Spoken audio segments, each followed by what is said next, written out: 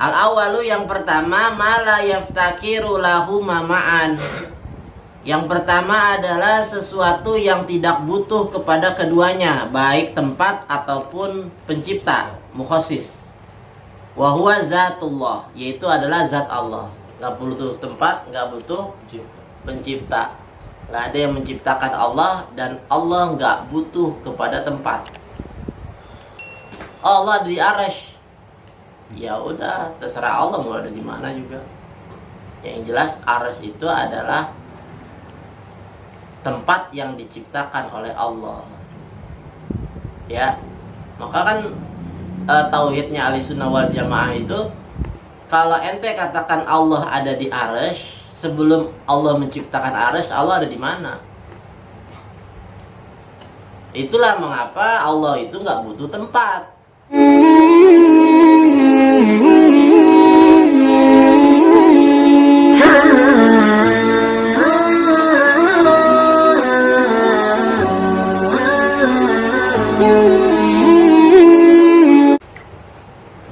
Udah sekarang itu Her.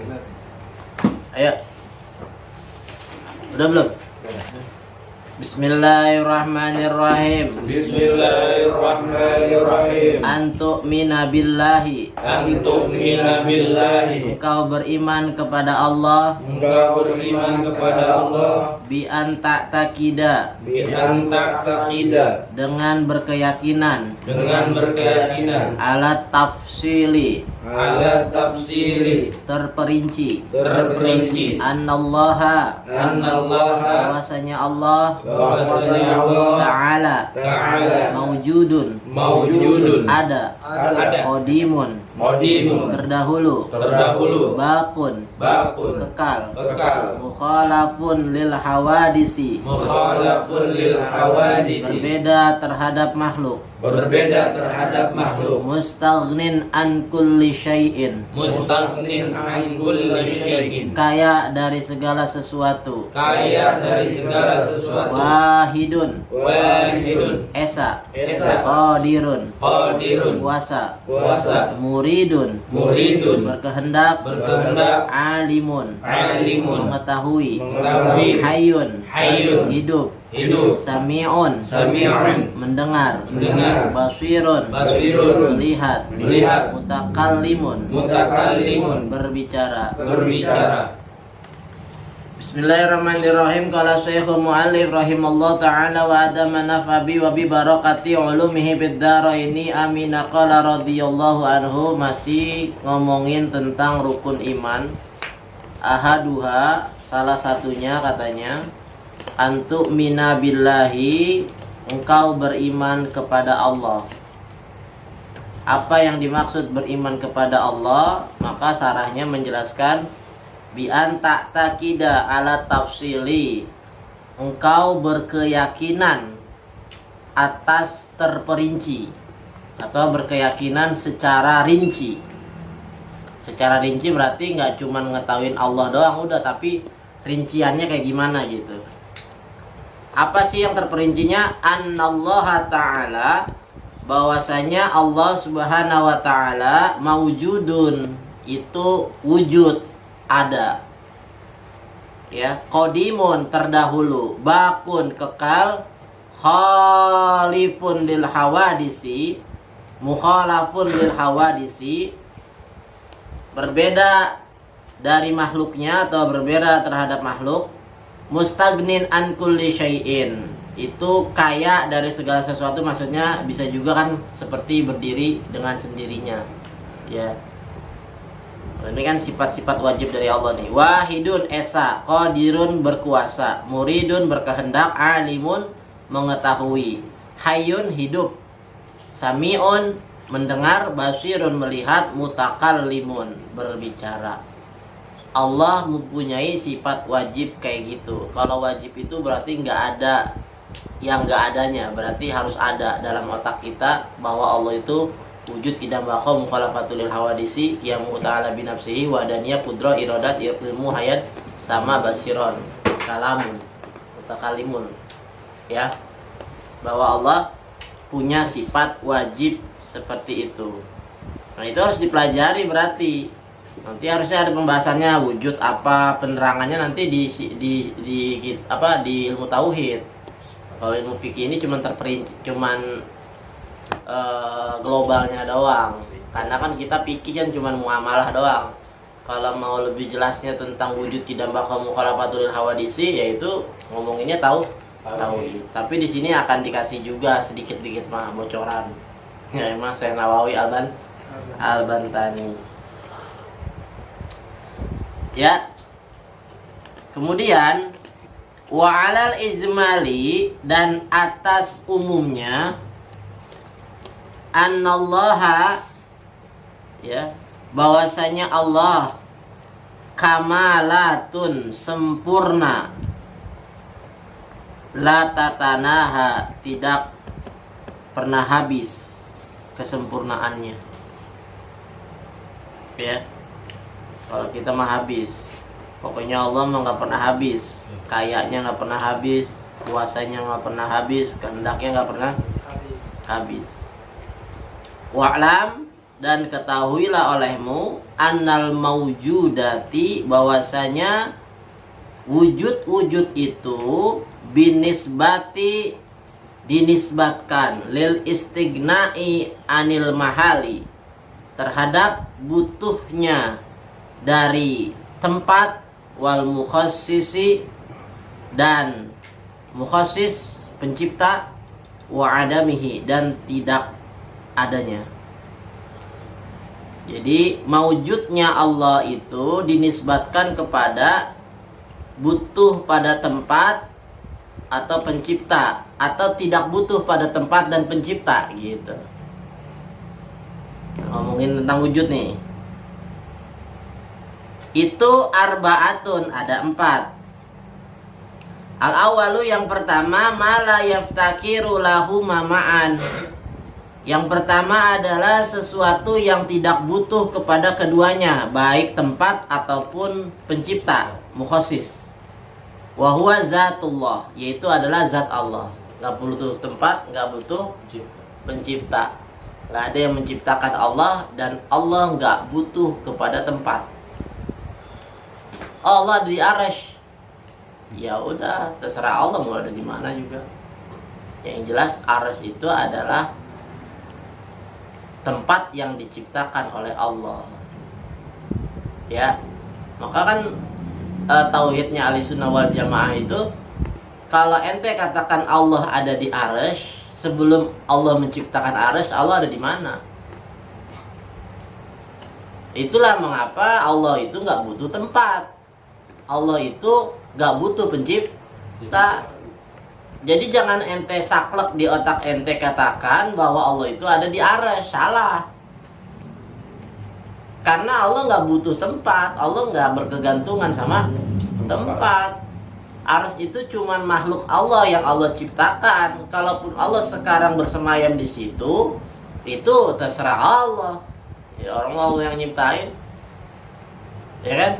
Ente nyiptain sesuatu, mau ente tunggangin, mau ente pakai, mau ente jual, kan terserah ente, ya kan? Nah gitu. Cuman jangan diartikan bahwa ente tuh tempatnya di situ, di mana aja. Bahwa Allah itu jangan ente artikan ada di Arsy, salah. Jadi Allah, yang pertama, Allah nggak butuh tempat, Allah nggak diciptakan. Ya, Allah nggak butuh mukhassis, pencipta. Itu yang pertama. Kemudian yang kedua, aksuhu, kebalikannya, wahwa sifatul hawadis, yaitu adalah sifat-sifat makhluk. Yang kedua terbalik, butuh tempat, butuh pencipta. Ya manusia makhluk, bukan manusia doang, makhluk. Ya, butuh tempat, butuh pencipta. Kita butuh tempat. Ya, kalau nggak ada tempat, ntar bingung. Alamat itu di mana? Ya, alamat saya di kolong langit. Hebat, kolong langit. Ya, sekalipun ente nggak punya rumah, pasti ente ditanyain alamat di mana, minimal Cengkareng Timur. Berarti kan ente butuh tempat. Ketika ada 10 heri berkumpul di Grogol, Heri mana nih? Kan gitu. Heri Cengkareng.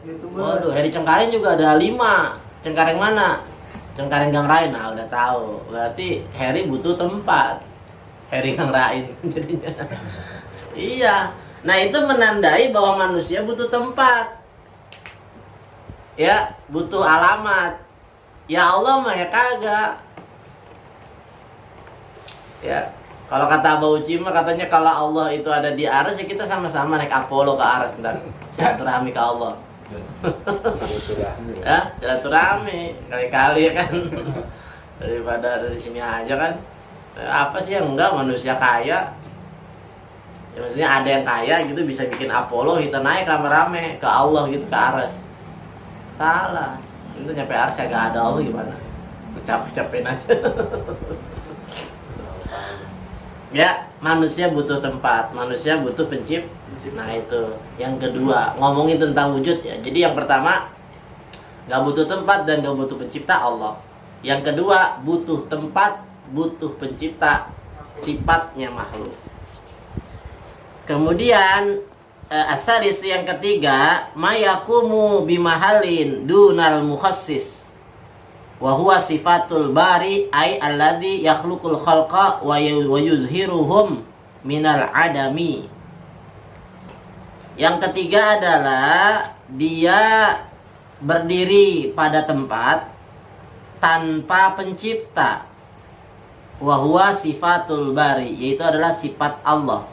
Ay alladhi yakhluqul khalqa, yang menciptakan makhluk, wa yuzhiruhum, dan menjadikan dari tidak ada. Sifat Allah itu mencipta, menempati pada sifat pencipta. Kita tahu, kita sama-sama tahu arti menciptakan. Ya, Allah menempati sifat itu. Tapi Allah nggak butuh mukhasis. Allah nggak diciptakan. Allah nggak diciptakan. Kemudian Allah menempati sifat contohnya lagi qadirun, berkuasa. Kita sama-sama tahu arti berkuasa kayak gimana. Nah itu tempatnya Allah. Tapi Allah nggak butuh pencipta. Jadi Allah menempati pada tempat sifat-sifat kemuliaannya. Yang tadi itu ya sifat wajib, ya. Nah itu Allah menempati tempat itu, tapi nggak diciptakan. Itu beda sama kita. Nah kita mah yang keempat nih. Yang keempat itu adalah aksuhu, kebalikannya, menempati pada tempat dan butuh pencipta. Ya, atau butuh pencipta, tidak menempati tempat, yaitu zatul makhlukin, adalah zatnya para makhluk. Gitu. Maksudnya di sini tidak menempati pada tempat tapi butuh pencipta. Maksudnya gini,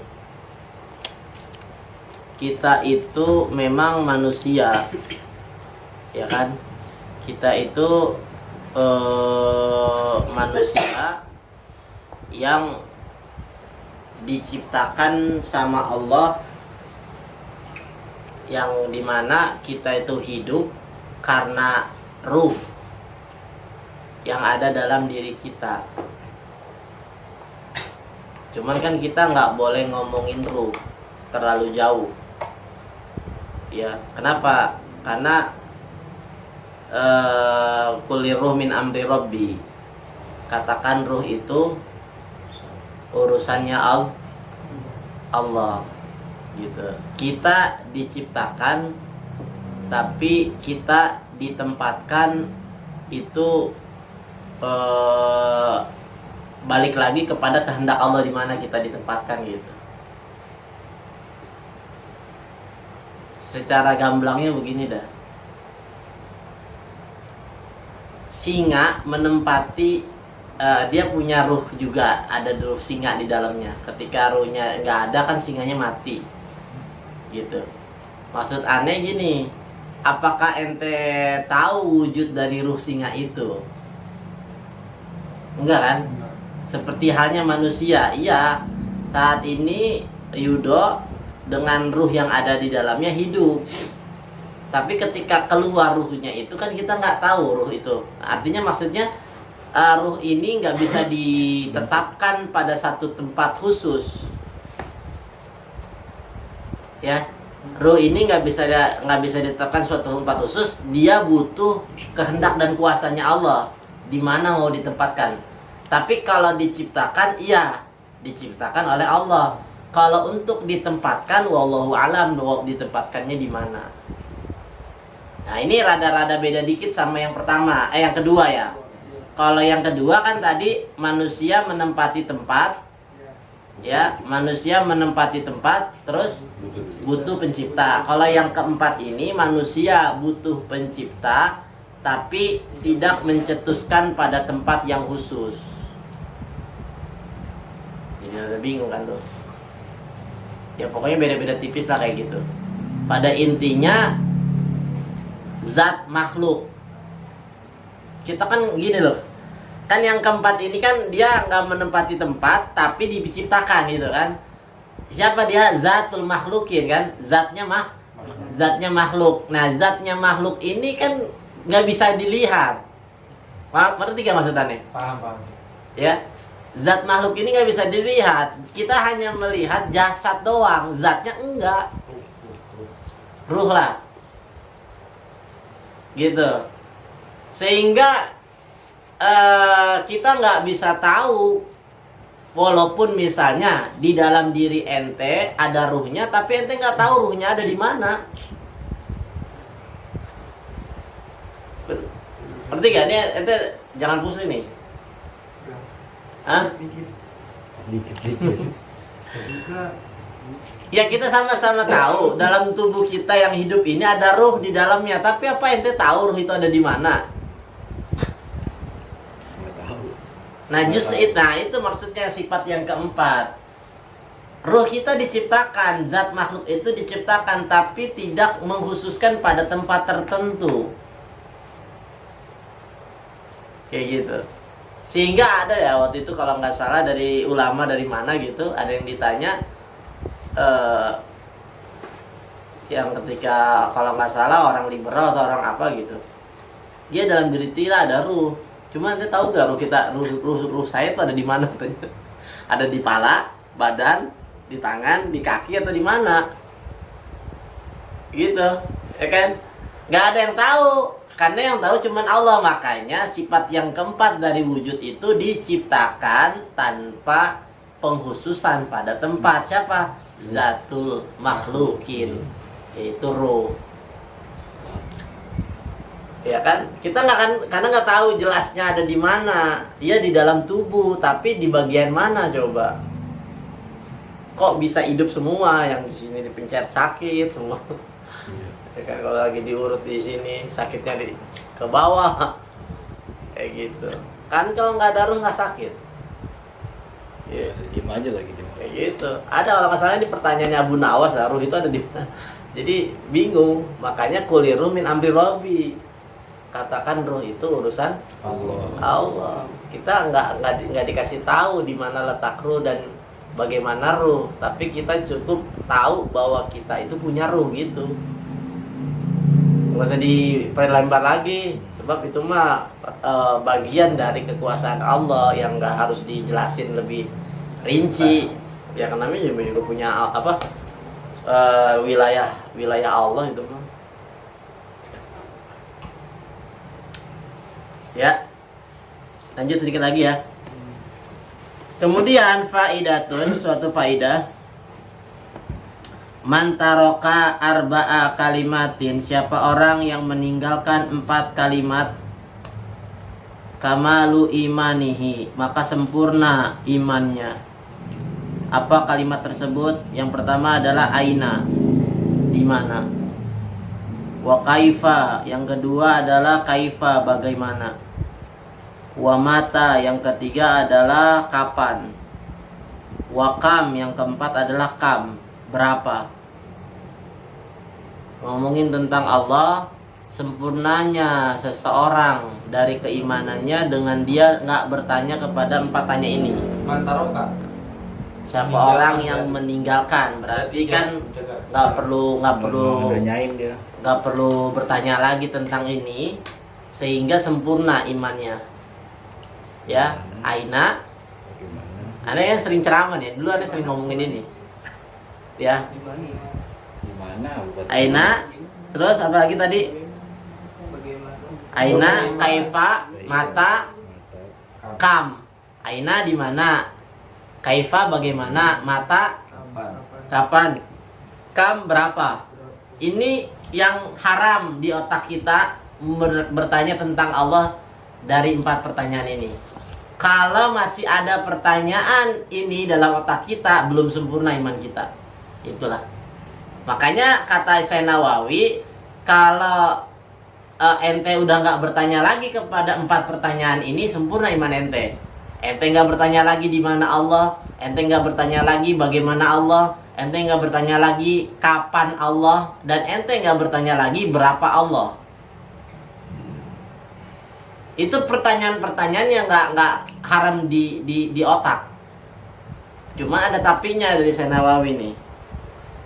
Ya, fa in qala laka qailun, gimana kalau ente ditanya? Ayo. Ada jawabannya, Syekh Nawawi juga ngasih jawaban.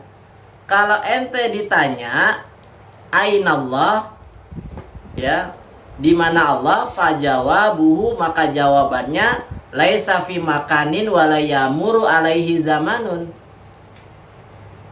Ya. Kalau ente ditanya di mana Allah, maka jawabannya adalah Allah tidak pada tempat dan tidak lekang oleh waktu. Gak ada habisnya. Haram untuk kita dalam otak bertanya di mana Allah, tapi kalau ada yang nanya dijawab gitu. Paham gak maksudnya? Jadi tinggalin kalimat ainallah, di mana Allah tuh harusnya ditinggalin. Tapi kalau ada yang jawab, kita harus bisa jawab. Ya, jawabannya kata Syekh Nawawi, Allah nggak punya tempat dan Allah nggak pernah lekang oleh waktu. Allah ada terus. Itu yang pertama. Ya.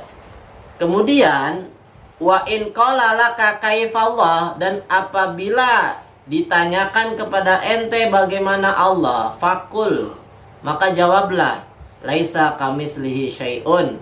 Allah bukan semisal seperti kita. Allah berbeda dengan makhluk. Jawabannya, bagaimana Allah? Laisa kamitslihi syai'un. Allah enggak semisal seperti kita. Kita sama-sama tahu kulit begini. Ya Allah berarti enggak berkulit kayak gini. Ya. Makanya yang enggak ada di otak kita udah. Itu Allah. Allah itu yang enggak ada di otak kita. Selama masih di otak kita, bukan Allah yang ente pikirin. Oh salah ente, Allah mah ada di ars, berarti masih ada di otak ente ya. Kalau masih ada di otak ente, bukan Allah yang ente pikirin. Oh selama ini gue ngartiin Allah, ya udah lafaz Allah aja yang gede. Kayak sebagaimana gue lihat di masjid kan, lafaznya gede-gede tuh. Ya itu aja gue bayangin. Ya berarti bukan Allah yang ente bayangin, karena Allah nggak bisa dibayangin. Suci. Ya, subhanallah, suci. Ya, selama masih bisa dibayangin, bukan Allah. Nggak bisa dibayangin, yaitu Allah. Bingung-bingung dah.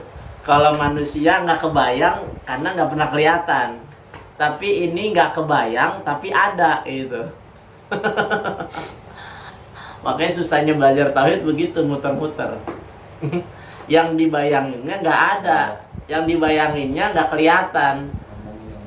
Iya, ngomongin seolah-olah ngomongin yang nggak ada tapi harus ada. Itu tuh yang sulit. Gitu. Ya, nah gimana caranya? Nah misalnya nih, Bang Dore punya teman Bang Ade.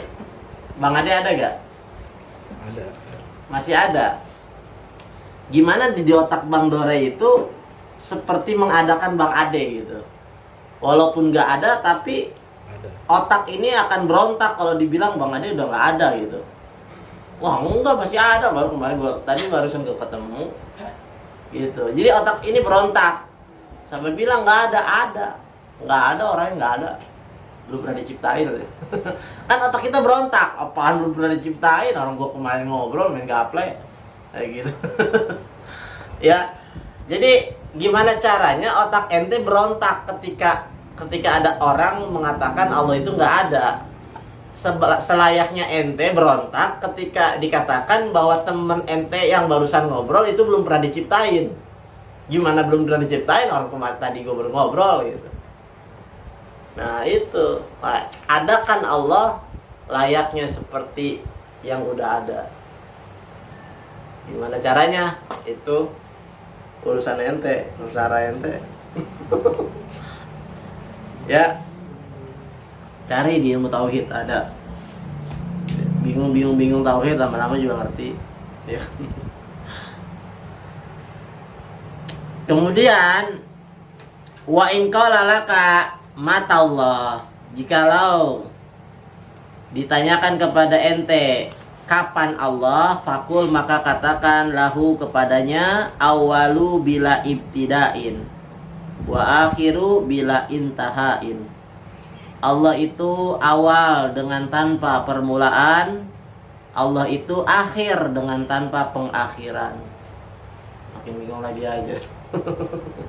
Makanya jangan nanya, ya, sehingga jawabannya juga ya harus begini. Karena haram ditanyain, maka jawabannya juga bikin puyeng loh.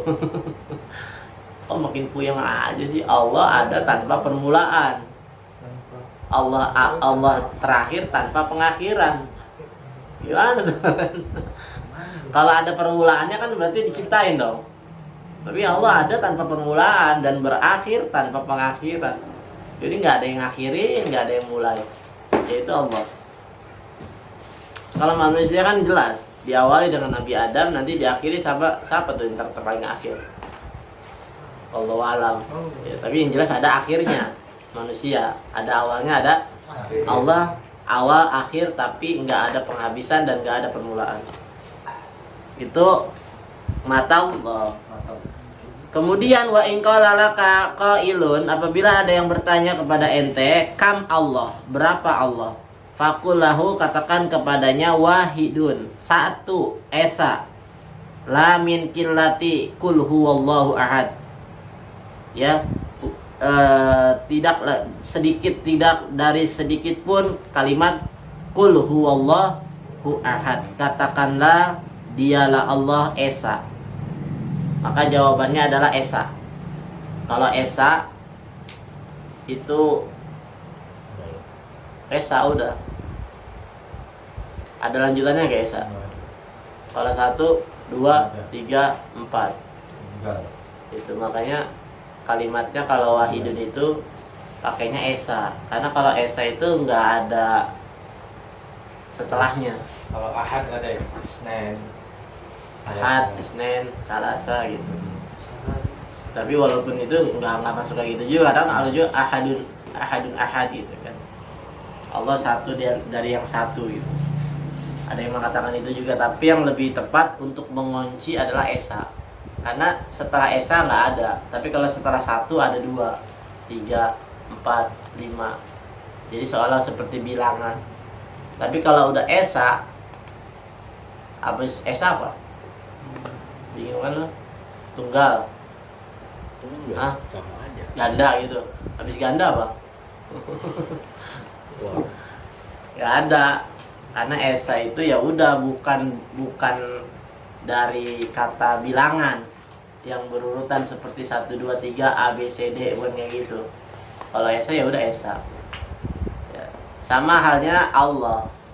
Kenapa sih namanya Allah? Karena Allah nggak ada musananya, nggak ada jamaknya. Ya, nggak. Allah itu adalah satu kalimat bahasa Arab yang mengunci tentang jumlah Allah. Karena nggak ada 2 Allah, nggak ada 3 Allah. Allah. Kalau dalam ilmu nahu nggak ada musananya, nggak ada jamaknya. Nggak pernah kan ente dengar Allahani gitu, nggak ada. Ya, kalau dalam ilmu nahu, misalnya nih, ini dinding nih, jidarun. 2 dinding, jidaroni. 3 dinding, judurun. Ada jamaknya, ada musananya. Kalau Allah nggak ada. Itulah kenapa disebut lebih aman menggunakan kalimat Allah. Kenapa? Mengunci. Sama halnya seperti menggunakan kalimat esa, mengunci untuk jumlah-jumlah setelahnya. Ya, kalau kita menggunakan Allah nggak ada musananya, nggak ada jamaknya, udah jelas bahwa Allah udah ismul jalalah, makanya namanya isim yang ditinggikan ataupun yang diagungkan. Ya, wallahu a'lam. Bishawab. Ada pertanyaan nggak? Nggak ada lah, orang tauhid pemikir.